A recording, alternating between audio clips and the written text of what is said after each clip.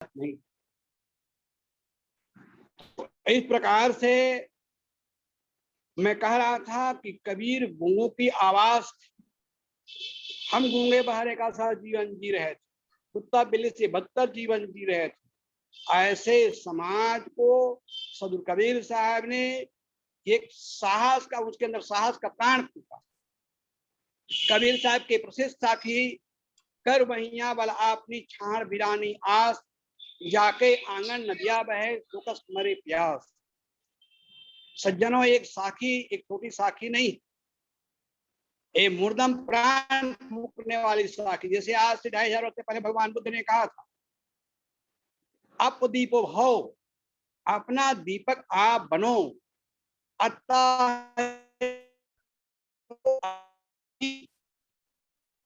ऐसे भगवान बुद्ध ने आज से 2500 वर्ष पहले अपनी बात उन्होंने पाली में कही, पाली भाषा। मध्यकाल के इतिहास में कबीर ने जनता जनार्दन के भाषा में, जन भाषा में, जो सामान्य से समान, गरीब से गरीब, अशिक्षित लोग भी समझ सके, उस भाषा में अपनी बात कही। कर बहिया बल आपनी, अपनी बाहुबल का भरोसा करो, पुरुषार्थी बनो, भाग्यवादी नहीं, भगवानवादी नहीं, दैववादी नहीं, पुरुषार्थवादी, पुरुषार्थी बनो। एक पुरुषार्थवाद का संदेश कबीर साहब ने, भाग्यवाद भगवान मात्र धराशाही का कबीर साहब ने पुरुषार्थवाद के स्थापना।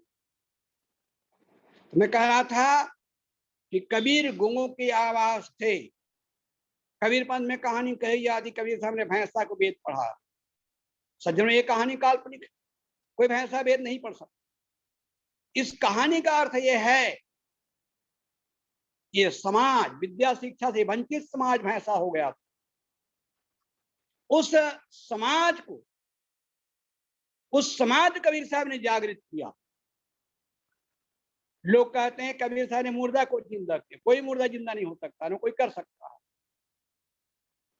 हम लोग साहस खो चुके थे, हिम्मत खो चुके थे, ये मार रखे थे। ये हमारी नियत है, छोटी जात में जन्म लेना और तमाम प्रकार के जो बातें हैं वो हमारे जो है ये नियत है, हमें तो भोगना पड़ेगा। इस जीवन हमारा उद्धार हो नहीं सकता। ये इस प्रकार से लोगों के अंदर ये बर्फ का गोला जम गया था। कबीर साहब ने ज्ञान की आग से गोला को पिघलाया और कहा कि ये मानो, तू अल्पज्ञ नहीं है, तू तुच्छ नहीं है, तू किसी का ने अल्पज्ञ किंचिज्ञ नहीं है, तू तुच्छ नहीं है, तू महान है। कबीर साहब ने कहा, लोग जो ऊपर हाथ उठा रहे थे, ऊपर कोई परमात्मा है, वो सुख दुख देने वाला है। कबीर साहब ने कहा, हो हजूर, तू हजूर है, तो अपने गरिमा को, तुम्हारे महत्ता को समझ। हो हजूर ठाड़ काथों अब तक समर्थ महा। इस प्रकार कबीर साहब ने लोगों के अंदर में साहस का प्राण। जो लोग जुबान खोलने की स्थिति में नहीं थे, इतनी यातनाओं के बाद कबीर साहब का जब संदेश दसों दिशाओं में जब गूंजने लगी, कबीर साहब के 100 साल बाद गोस्वामी तुलसीदास जी थे। मानस में उन्होंने लिखा उत्तरकांड में कि बादई शूद्र द्विजंसन हम तुमसे कज घाट, जाने ब्रह्मसो विप्रवर आंख दिखावें डांट। ये शूद्र लोग बाध करते हैं, बादई शूद्र द्विजंसन हम तुमसे कज, क्या तुम तुमसे हम कम हैं? जाने ब्रह्मसो विप्रवर आंख दिखावें डांट। ये पंक्तियां एक प्रमाणित करती है कि लोगों के अंदर ऐसी जागृति आई। और जानते हैं कि बात की शुरुआत किसने की? बात की शुरुआत कबीर साहब ने की। गुरु ग्रंथ साहिब पंक्ति आती है, सिखों के गुरु ग्रंथ साहिब, उसमें उसकी पंक्ति है कबीर साहब की, कहाँ है कबीर जो ब्रह्म विचारे, कहाँ है कबीर जो ब्रह्म विचारे, सो ब्राह्मण कहियत है हमारे। इस प्रकार से उन्होंने एक प्रकार से एक बगावती तेवर में साहब ने उस बात कही, वो बात कही थी। तो मैं कह रहा था कबीर साहब गुणों की आवाज। जिस समय कबीर साहब का प्रादुर्भाव काशी में हुआ उस समय देश में मनुस्मृति का कानून चलता था, स्त्री सुदृढ़। गौतम धर्म सूत्र यहां तक कहता है कि अभास वेद पूर्ण तत्पुष्टभ्याम स्रोत पर पूर्णम धारणे जिभ्या से धारणे शरीर भेदा। शूद्र के कान में वेद के मंत्र पड़ जाए, उसके कान खोलता हुआ तेल सब पिघला और शीशा से भर देना चाहिए।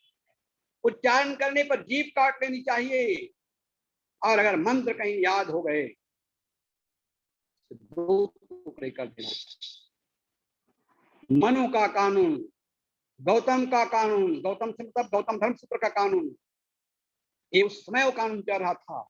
शूद्र को तो कहा कि धन संचय नहीं कर सकता है, पढ़ नहीं सकता, लिख नहीं सकता है, अच्छा भोजन नहीं कर सकता। नहीं, इतनी बदतर स्थिति उस जमाने में कबीर साहब ने, लोग कहते हैं कबीर ने भक्ति आंदोलन चलाया। मैं कहता हूं कबीर साहब कोई भक्ति आंदोलन नहीं चलाया, कबीर साहब मुक्ति आंदोलन चलाया।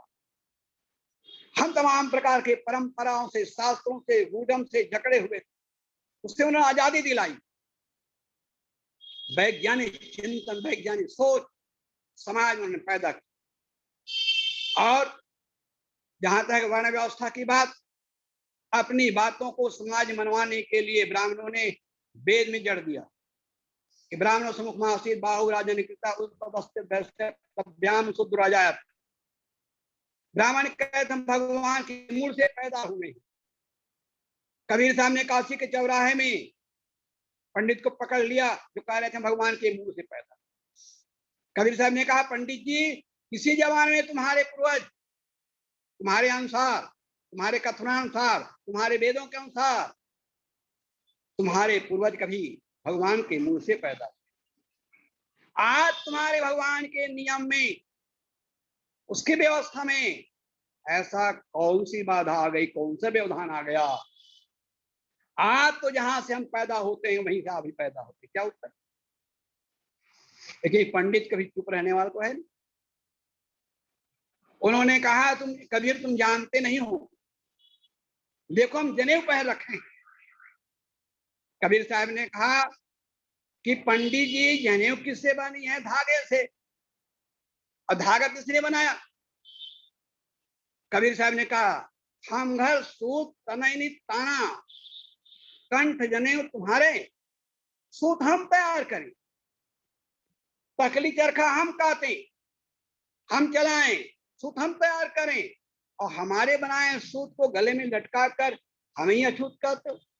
और एक बात और, पहिर जने जो ब्राह्मण होना मेहरी क्या पहिराया, वो जन्म के सुदृढ़ पर से तुम पाड़े क्यों खाया? तुम तो जनेऊ पहन करके ब्राह्मण हो गए, ब्राह्मणी क्या? तुम्हारे शास्त्रों के अनुसार जन्मना जाते शुद्र संस्कार आदि वेदाभ्यासी भय ब्रह्म जानाति ब्राह्मण। तुम्हारे पंडितानी का तो कोई जनेऊ संस्कार हुआ नहीं, तो शूद्र है, उनके बनाए भोजन कैसे करते? साहब ने कहा कारी पीरी दूहो गाई ताकर दूध देव बिलगाई। काली गाय का दूध, पीली गाय का दूध एक पात्र में रखें, उसके बाद कोई अलग कर सकता है? कोई काली के दूध है, काली गाय का दूध, पीली गाय का दूध है। मुसलमान लोग खुश हो रहे थे कि वाह कबीर साहब ने, आपने तो है आने कहना चाहिए पंडितों को फटकार। कबीर साहब ने जिस तेवर से ब्राह्मणों कहा उसी तेवर से मुसलमानों कहा। सुनत कराए तुम भाई मुसलमान कैसे हो गए? मुसलमानों को भाई हम खतना कराएं।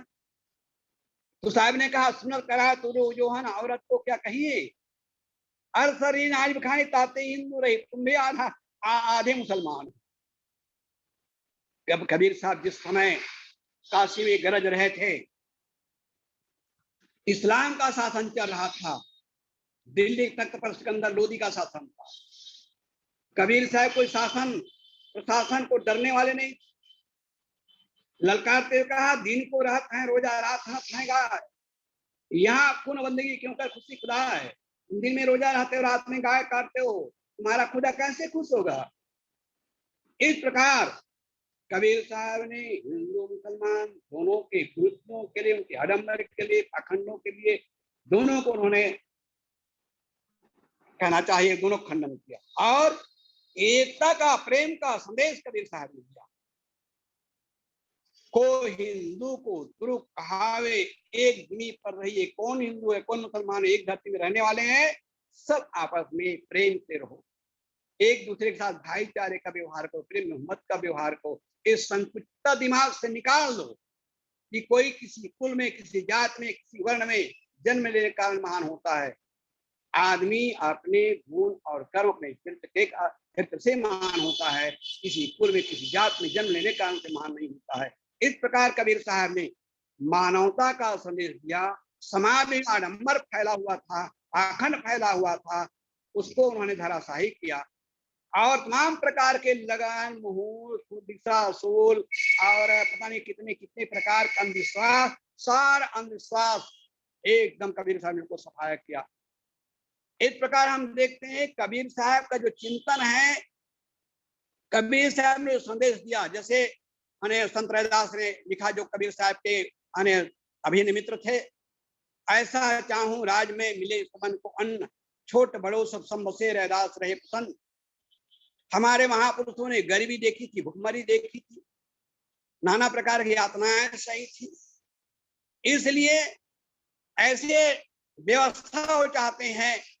जिस कबीर साहब ने कहा, साईं इतना दीजिए जामे कुटुंब समाए, मैं भी भूखा ना रहूं साधु भूखा। आज से 600 साल पहले पैदा होने वाले कबीर, मार्क्स, एंगल्स और लेनिन के जो साम्यवाद है, उस साम्यवाद के बाद जो है कबीर साहब ने आज से 500 साल पहले उन्होंने कहा था, सबको रोटी, कपड़ा और मकान मिलना चाहिए, सबको समान सुअवसर मिलना चाहिए। और कबीर का जो चिंतन है, कबीर का वैज्ञानिक चिंतन है, वो बाबा साहब के हाथों में आकर संविधान का रूप धारण किया। भगवान बुद्ध और कहना चाहिए ज्योतिराव फुले, महात्मा ज्योतिराव फुले, ये सब जो चिंतनों से आकर के भारत का एक संवैधानिक रूप जो आया, उसमें कबीर का जो चिंतन है, कबीर का जो सोच है, वो सामने आता है। नर और नारी की समानता की बात। पहले ये था कि नारियों को, स्त्रियों को वेद पढ़ने का अधिकार नहीं, शास्त्र पढ़ने का अधिकार नहीं है, ये अधिकार नहीं, वो अधिकार नहीं है, पता नहीं कितने उसके ऊपर असक्ताएं लाद दी गई। कबीर साहब ने कहा, आधे में पुरुष और आधे में स्त्री हैं, दोनों का समान अधिकार है और दोनों को आगे बढ़ने की जरूरत है। एक चक्का से गाड़ी नहीं चल सकती है। समाज के स्त्री और पुरुष दो पहिए हैं, दोनों को शिक्षित, समझदार और संस्कार से परिपूर्ण होना चाहिए, तब जाकर के गृहस्थी रूपी गाड़ी सुचारू रूप चलेगा और समाज आगे बढ़ेगा। इस प्रकार नर नारी की समानता पर कितने धर्माचार्य, शंकराचार्य, जैनाचार्य लोग कह रहे थे स्त्रियों की मुक्ति नहीं हो सकती है। कबीर साहब ने कहा, जब पुरुष को बीमार होते हैं, दवाई की जरूरत पड़ती है और चीजों की जरूरत पड़ती है, तो स्त्रियों की जरूरत क्यों नहीं? उनको शांति की आवश्यकता क्यों नहीं है? उन्हें कल्याण की आवश्यकता क्यों नहीं है? इसलिए नर नारी की समानता पर कबीर साहब ने बहुत जोरदार ने कहना चाहिए वकालत किया और कहा कि नर और नारी दोनों का जो है समान अधिकार है। जब कानून का रूप लिया, कबीर साहब के विचार बाबा साहब अम्बेडकर द्वारा संवैधानिक रूप लिया, तब हम देखते हैं कि देश के महामहिम श्रीमती प्रतिभा पाटिल जी देश की राष्ट्रपति हुई। मनु का काला कानून चलता तो कोई प्रतिभा पाटिल जी देश की राष्ट्रपति नहीं हो सकती, कोई इंदिरा देश के प्राइम मिनिस्टर नहीं हो सकती। मनु तो कह रहा था, मनु ने लिखा था, शूद्र न्यायाधीश नहीं हो सकता है, लेकिन संवैधानिक शक्ति जब मिली, भारत के सुप्रीम कोर्ट के प्रधान न्यायाधीश केजरीवाल कृष्णन हुए और एक दलित डॉक्टर के.आर. नारायण भारत के राष्ट्रपति और वर्तमान में हमारे महामहिम रामनाथ कोविंद जो देश के राष्ट्रपति हैं। ये इन सब बातों से ये पता चलता है सब कबीर के जो चिंतन है, उसकी सोच है, उसकी विजय है, जो बाबा साहब अम्बेडकर के द्वारा जो है संवैधानिक रूप में आकर के और इस प्रकार से हम जो है समता समानता का संदेश कबीर साहब ने जो दिया था, वो आज इसकी और ज्यादा जरूरत है। आज क्या हो रहा है कि संविधान के किनारे लग जा रहा है, उसका ढंग से पालन नहीं हो पा रहा है। इसके लिए भी जोर दे करके संवैधानिक जो ये है उसको पालन करवाने की जरूरत है। तो इस प्रकार कबीर साहब का जो चिंतन है, संत रैदास के चिंतन है, भगवान बुद्ध और कहना चाहिए बाबा साहब का चिंतन है, महात्मा ज्योतिराव फुले का जो चिंतन है, आज के समाज में उसको जो है इसकी बहुत बड़ी जरूरत है। गांव-गांव में, गली-गली में, घर-घर में ये चिंतन फैलना चाहिए, तब जा करके देश में सही ढंग से आदमी का जो है विकास होगा, सही ढंग से सुधार होगा। तो मैं कह रहा था कबीर धर्म क्षेत्र के वैज्ञानिक थे, कबीर गुणों की आवाज थे और तमाम प्रकार ढोंग ढसोड़ा जो है उन्होंने उसको जो है बिल्कुल सफाया किया, मानवता का संदेश दिया, प्रेम और मोहब्बत का संदेश दिया, भाईचारे का संदेश दिया। आज से 2500 वर्ष पहले भगवान बुद्ध का जो चिंतन चल रहा था, लेकिन इस देश के ब्राह्मणवादी के कुचक्र के कारण माने पुष्पमित्र सुंग है, शंकराचार्य है, तमाम लोगों के अनेक उसके कुचक्र के कारण, उसके षड्यंत्र के कारण यहाँ से जो है बौद्ध धर्म जो है बाहर चला गया था। लेकिन बहुत सारे लोग तो बाहर चले गए, लेकिन कुछ बच गए थे। वो भेष बदल करके सिद्धों के रूप में जो सरापा है और पता नहीं कितने कितने जो सिद्ध लोग हुए हैं, तो ये सिद्धों के रूप में, नाथों के रूप में कुछ अवशेष बच गए थे। और कबीर साहब के चिंतन में हम देखते हैं सिद्धों नाथों का, भगवान बुद्ध के वैज्ञानिक चिंतन का प्रभाव आता है। और इस प्रकार से अपने समाज के, अपने युग को देखते हुए और उसमें और भी कबीर साहब ने संशोधन किया और अहिंसा पर बल दिया, खान पान की शुद्धि पर बल दिया, आचार विचार की शुद्धि पर बल दिया, रहनी पर बल दिया। रहनी पर तो कबीर साहब को साखी मनन कीजिए, करनी करे सो पूत हमारा, कथनी कथे सुनाती, रहनी रहे सो गुरु हमारा, हम रहनी के साथी। कबीर साहब कहते हैं जो कर्तव्य पालन करता है, करनी करे सो पूत हमारा, वो पुत्र है, अनुगामी है, शिष्य है। और करनी कथे सुना, कथनी कथे सुनाती, जो कथन करता है नाती। लेकिन रहनी रहे सो गुरु हमारा, जो रहनी में रहता है वो हमारा गुरु। कबीर साहब ने गुरु के महत्ता पर इतना कहा है कि कुछ पूछना नहीं, कि सात समुद्र के मस करो गुरु गुण लिखा न जाए, सब धरती कागज करूं लेखन सब बन रहा है, सात समुद्र के मस करूं गुरु गुण लिखा न जाए। सदगुरु के महिमा अनंत अनंत क्या उपकार, लोचन अनंत उहारिया अनंत दिखावन हार। इस प्रकार कबीर साहब ने गुरु के महत्ता पर प्रकाश डाला। लेकिन उस गुरु को लिए कहा कि रहनी रहे तो गुरु हमारा, जो रहनी में रहता है वो हमारा गुरु है। कबीर साहब जहां एक तरफ आडम्बरों पाखंडों का धराशाही करते हैं, खंडन करते हैं, दूसरे तरफ डॉक्टर हजारी प्रसाद द्विवेदी ने लिखा कबीर का व्यक्तित्व कैसा था, वज्रदपि कठोर। अन्याय अत्याचार पर जब कबीर साहब का हथौड़ा बरसता है, कुल्हाड़ा बरसता है, धराशायी कर देता है। वज्रदपि कठोर और कुसुमादपि कोमल, फूल के पंखुड़ी से भी कोमल। उनके एक साखी लीजिए, दादा भाई बाप के लेखों चरणन होइयों बंदा, अब की पुरिया जो निर्वारे सोजन सदा आनंदा। ऐ मेरे दादा, ऐ मेरे भाई, ऐ मेरे बाप, मैं तेरे चरणों की वंदना करता हूं। छत्तीसगढ़ के मुझे उदाहरण याद आता है, कोई माताएं अपने बेटे को समझाती हैं और जब समझाते समझाते जब नहीं मानता है तो करुणापूर्वक माताएं कहती है, अरे बेटा में तोर पांव पर थोड़े मान जाए, छत्तीसगढ़ी शब्द है, तोर पांव पर थोड़े बेटा मान जा। ये करुणा कबीर साहब के अंदर देखने में मिलता है कि दादा भाई बाप के लेखों चरणन होइयों बंदा, अब की पुरिया जो निर्वारे सोजन सदा आनंदा। तो इस प्रकार कबीर साहब जहां वज्रदपि कठोर है वहां कुसुमादपि कोमल है, जहां फटकार है वहां पुचकार भी है। प्रेम और मोहब्बत का संदेश है, भाईचारे का संदेश है, एकता का संदेश है, विश्व बंधुत्व की भावना का संदेश कबीर साहब की वाणियों में पग पग पर आपको पद पद पर देखने को मिलेगा। इस प्रकार आज से 600 साल पहले पैदा हुए कबीर, आज तो एक बात एक यूनिवर्सिटी के प्रोफेसर कह रहे थे, आज का युग कबीर का युग है। कार्यक्रम तो तुलसी जयंती का था, हिंदी साहित्य सम्मेलन में प्रोग्राम चल रहा था। डॉक्टर जगदीश गुप्ता आए थे, जो हिंदी विभाग के प्रोफेसर थे प्रयाग विश्वविद्यालय के। प्रसंग था तुलसी जयंती का, वो बोल रहे थे आज का युग कबीर का युग है, और हमारे विश्वविद्यालय में सबसे अधिक छात्र कबीर पर काम कर रहे हैं। सचमुच में देखा जाए तो आज कबीर का युग है।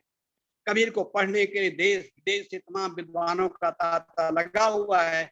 एक समय था भारत के विद्वानों ने कबीर को पढ़ना नहीं चाहा, न पढ़ाना चाहा, और किसी प्रकार से विदेशी लोगों के देखी देखा कुछ थोड़ा बहुत पढ़ाना शुरू किया। तो जैसे आचार्य रामचंद्र शुक्ल, अयोध्या उपाध्याय, हरिऔध जैसे लोग, कबीर साहब बहुत कहना चाहिए, जैसे कोई आदमी अपने नाक में दुर्गंधित पदार्थ लगा ले और सूंघे, और किसी दूसरे को सूंघे इत्र लगा ले, तुलसी को सूंघते इत्र लगाकर सूंघते हैं, और कबीर साहब को सूंघते हैं तो कोई गंदी पदार्थ लगा ले। तो ऐसे विद्वानों से निष्पक्ष न्याय की क्या आशा की जा सकती है।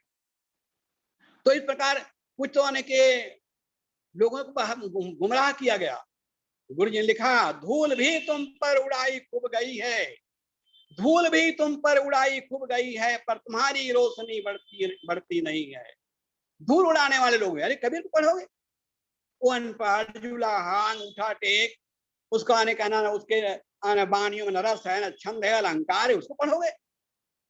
विद्वानों को ऐसे बहकाया गया। जो बेचारे गरीब लोग थे, कम पढ़े लिखे लोग थे, अशिक्षित थे, उनको कहा कबीर को पढ़ोगे। कबीर का ज्ञान इतना ऊंचा है, बड़े बड़े विद्वान समझ नहीं पाते हैं, और तुम क्या समझोगे। इस प्रकार से गुमराह समाज गुमराह किया गया। लेकिन लोग कबीर को पढ़ना शुरू किए, अध्ययन करना शुरू किए, तो देखा कि कबीर साहब के अंदर तो मानवतावादी चिंतन है, वैज्ञानिक चिंतन है, वैज्ञानिक सोच है। फिर झूम झूम के लोग कबीर को पढ़ना शुरू कर दिए। इस प्रकार से धूल भी तुम पर उड़ाई खूब गई है, पर तुम्हारी रोशनी बढ़ती नहीं है, तुम तरासे गए हीरे के तरीके।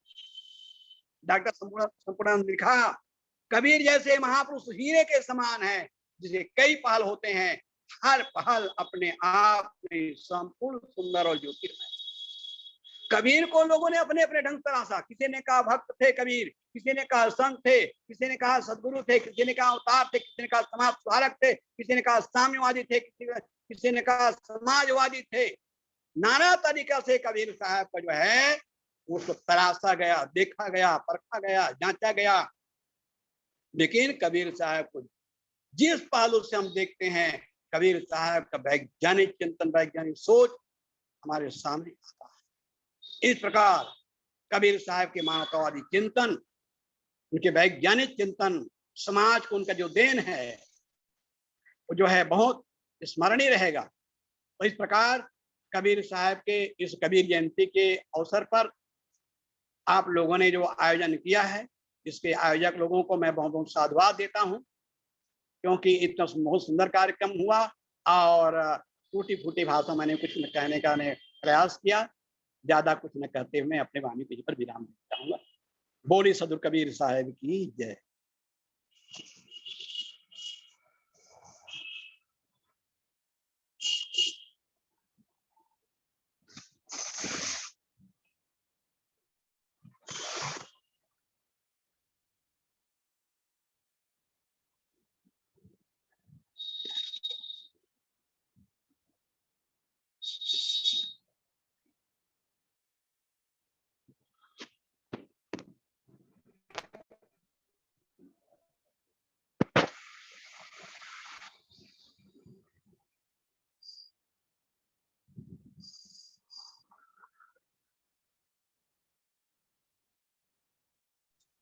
बहुत बहुत साधुवाद साहब, आपने हमको मार्गदर्शन किया और हमारे महान संत के जीवन से संबंधित आपने हमको ज्ञान से लाभान्वित किया। हम आपके बहुत बहुत आभारी हैं और आशा करते हैं कि भविष्य में हमें आपके मार्गदर्शन मिलते रहें, जिससे हमें आपके ज्ञान के जो भी उद्गार हैं उनसे हमारे मन के विकार खत्म हो। बहुत बहुत साधुवाद। जय भीम, नमो। अब मैं अध्यक्षीय उद्बोधन के लिए कार्यक्रम की अध्यक्षता कर रहे माननीय धर्म प्रकाश भारती साहब से अनुरोध करता हूं कि वह अध्यक्षीय उद्बोधन रखें। माननीय भारती साहब। हेलो जी, मेरी आवाज आ रही है? जी सर, आ रही है। मैं बहुत बहुत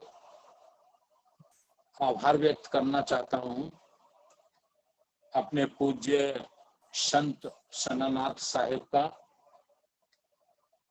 अपने दूसरे संत मूर्त साहिब का, जिन्होंने आज कबीर साहब की वाणी से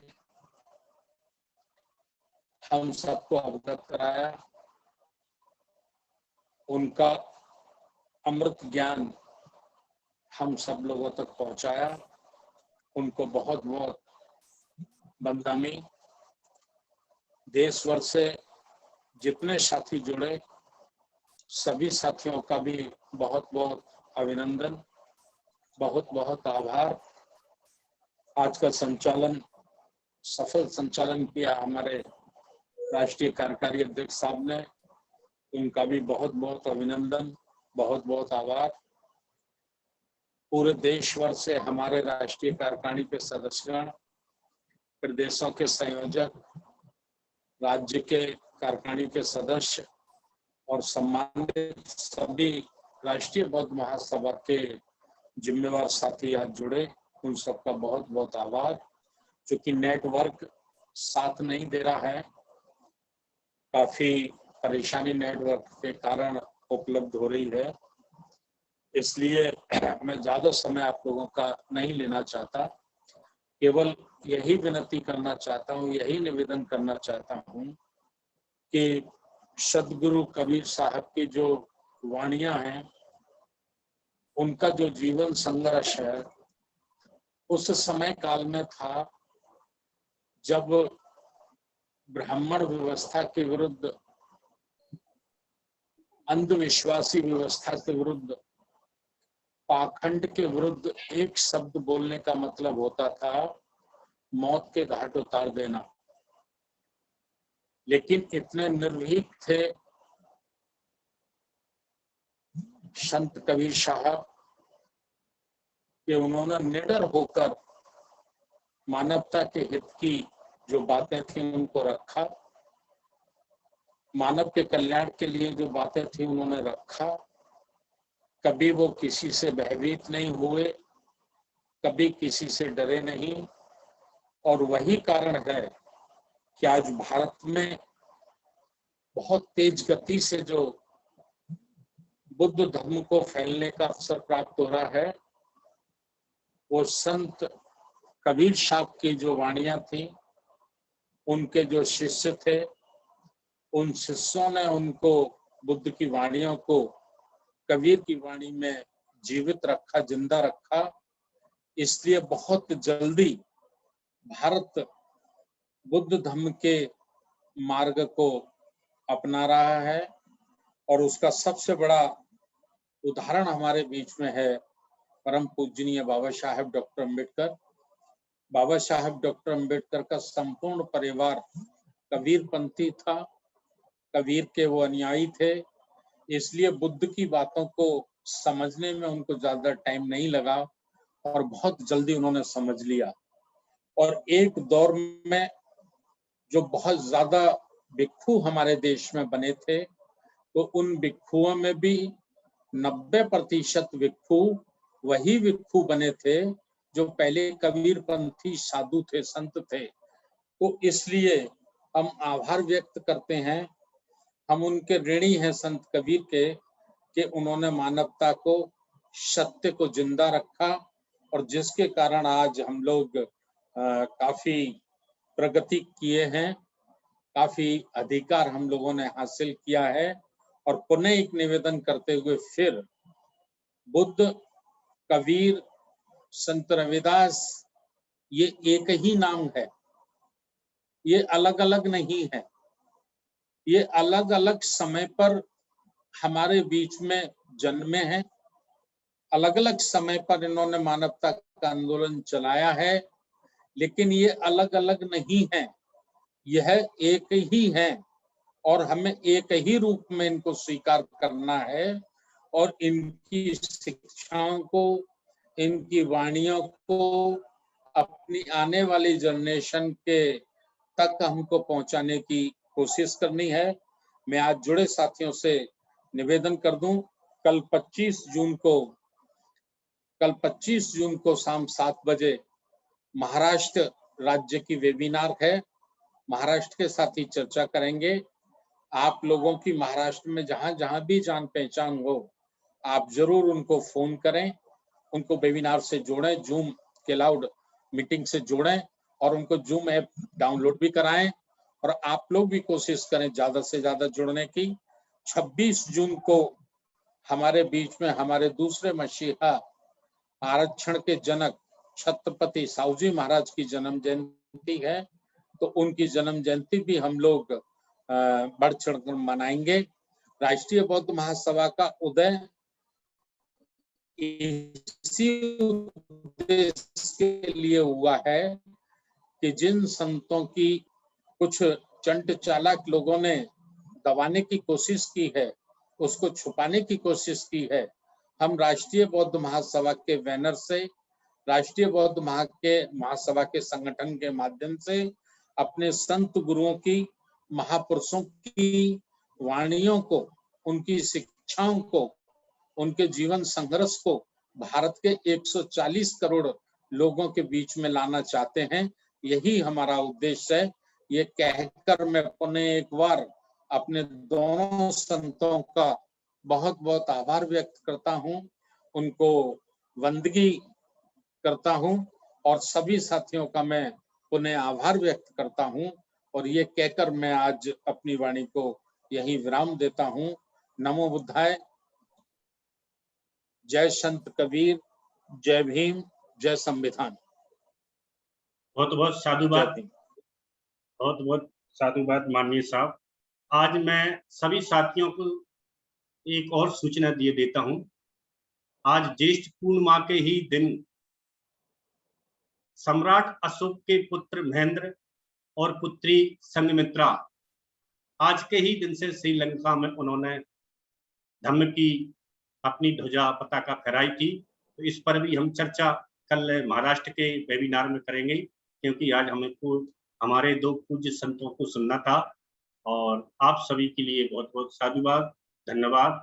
और सभ्य सत्ता के बाद आज हम कार्यक्रम का समापन करेंगे। तो सभी साथियों को मैं माइक ओपन करने की अनुमति देता हूं। आप सभी अपने अपने माइक को पुनः ओपन कर लें और हम फिर अब सभ्य सत्ता धम्म पालन गाथा से आज के कार्यक्रम का समापन करते हैं। सभी साथी अपने माइक सभ्य सत्ता सुखी हुंतु, सभ्य हुंतु सभ्य भद्राणि पश्यन्तु मा किञ्चित् दुःखभाग्यमाप्नुयात्। सभ्य सत्ता सुखी हुंतु, सभ्य हुंतु सुखिनो, सभ्य भद्राणि सभ्य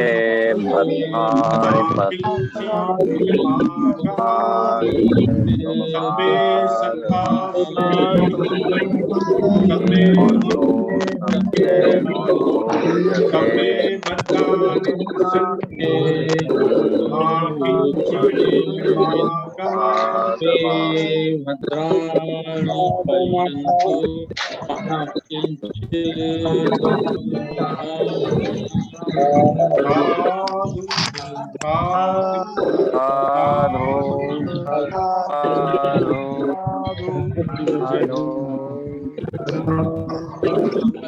आज की वेबिनार के समापन की की जाती है।